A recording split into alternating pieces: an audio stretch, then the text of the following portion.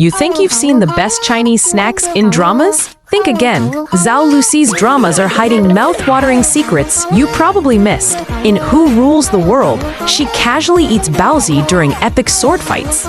But in The Last Immortal, that Tanghulu, it's not just candy. It symbolizes eternal love.